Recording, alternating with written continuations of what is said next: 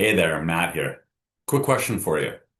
If motivation and self-discipline actually worked, don't you think you'd be consistently crushing your goals by now? Well, here's the thing that most people don't understand. The problem is not that you lack motivation. It's not even that you don't have self-discipline. The problem is that you're fighting human psychology and the way that the brain actually operates. In this short video, I'm going to share with you how using rewards the right way can significantly improve your performance, consistency, and habits. And it's not about hype. It's not about self-discipline. It's not even about motivation. It's about neuroscience, human psychology, and something that I learned after years of owning and training dogs. Yeah, dogs. You heard that right. But that comparison will make a lot more sense in a moment, so stick with me here. But the key takeaway is simple, and if you stick with it, it will completely change the way that you approach your goals. Now, whether people want to admit it or not, we actually have a lot in common with our canine friends. And honestly, it makes a lot of sense. When you think about it, we've evolved together as a species for thousands, if not hundreds of thousands of years. And at a neurological level, we've developed some of the very same conditioning mechanisms: dopamine, anticipation, repetition, and reinforcement. And after owning and training dogs for years, I started to notice something really interesting. When it comes to habits, performance, and consistency, we can actually learn a lot about ourselves by understanding how dogs learn.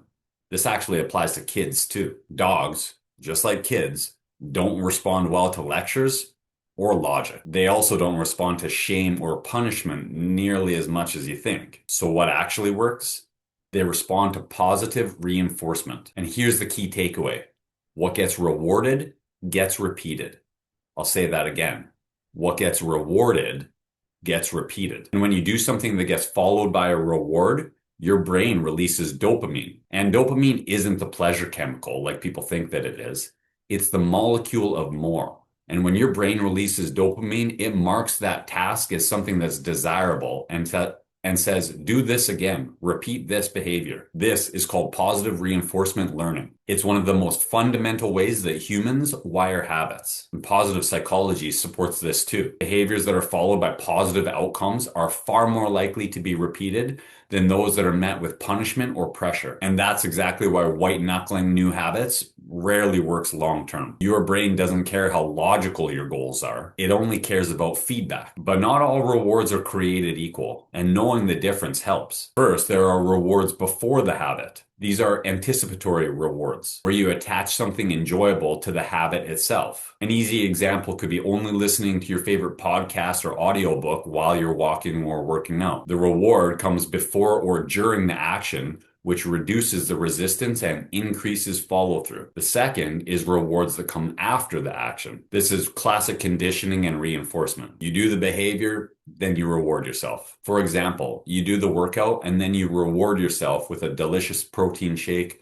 a sauna, a hot shower, or some time to relax guilt-free. And over time, your brain starts to link that action with reward and positive emotions rather than pain or punishment. The third is external rewards. These are things that are outside of yourself. This could be money, treats, tracking streaks, or external accountability, or even checking a box or crossing off a to-do list. For example, paying yourself and putting $1 into a jar every time you complete a task, or tracking streaks visually so you can see your progress building. And external rewards are powerful, especially early on, before the habits are really wired in. And fourth, last but not least, are intrinsic rewards. These are internal rewards and they're powerful. It could include those emotions of pride, accomplishment, satisfaction, meaning, and identity. And instead of saying things like, well, I did a workout today, you shift that to, I'm the kind of person who does hard things and consistently follows through. And it shifts the reward from outcome to identity. But here's the thing.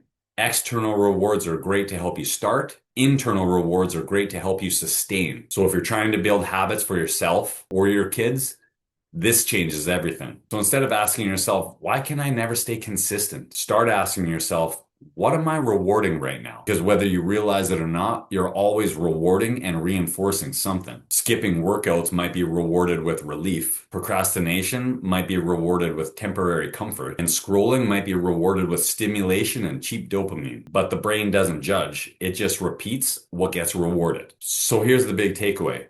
You don't need more motivation. You don't even need more self-discipline. You need better rewards and more reinforcement. I'll say it one more time. What gets rewarded gets repeated. And once you start designing your habits around how your brain actually works and not how you think it should work, consistency stops feeling like a fight. If this video was helpful, hit that like button, subscribe to the channel, or send to a friend who needs to hear this today.